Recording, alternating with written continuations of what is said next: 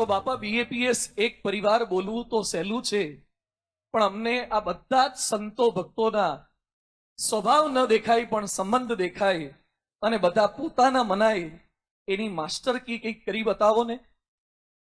જેમ આપણે બે સામસામા જોઈએ છે એમ હરિભક્તને ગુરુ અને સત્પુરુષ એ બધાને એવી રીતે જોઈએ ને અને પગે લાગવું.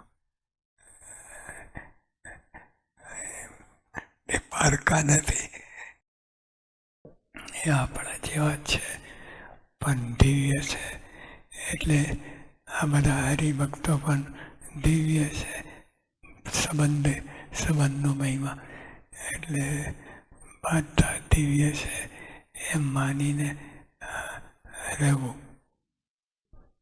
અમે હાર બનાવીએ, રંગોળી બનાવીએ, સુશોભન કરીએ, ડાન્સ કરીએ, ડ્રામા કરીએ, એટલે આપ રાજીપો તો બતાવો છો, પણ આપનો અંતરનો રાજીપો અમારા પર કેટલો થયો છે એ કયા મીટરથી અમને ખબર પડે એ કૃપા કરી એ મીટરની ઓળખ આપવા વિનંતી.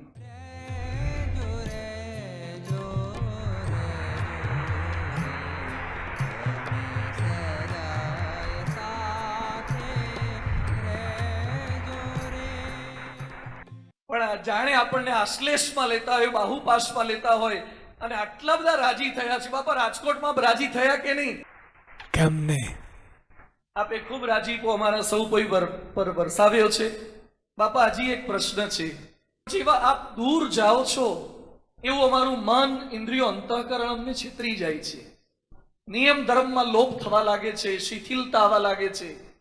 તો બાપા કંઈક એવો ઉપાય બતાવો ને કે આપ લાખ ગાઉ છેટે જાઓ, અમેરિકા હો, આફ્રિકા હો, કેનેડા હો, અમારાથી ફિઝિકલી ગમે તેટલા દૂર હોય, પણ નિયમ ધર્મમાં ક્યારેય શિથિલતા ના આવે અને આપના અક્ષરધામના યોદ્ધા બનીને આપની છાતી ગજગજ ફૂલે એવા નિયમ અમે પાળી શકીએ. એના માટે અમારે શું કરવું જોઈએ? બસ એક જ ઉપાય છે. તમે કરો કે ના કરો, એક જ ઉપાય છે, આજ્ઞા. આજ્ઞામાં રહેવું. પતંગનું દૃષ્ટાંત આપ્યું કે હાથમાં દોરી હોય અને પતંગ ભલે માઇલો દૂર હોય પણ હાથમાં દોરી છે એટલે પતંગ તમારી પાસે છે.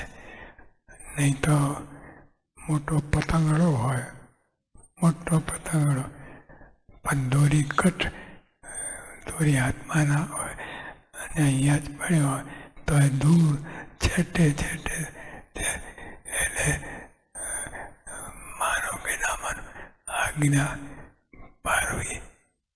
આજ્ઞામાં ઘણું બધું આવી જાય.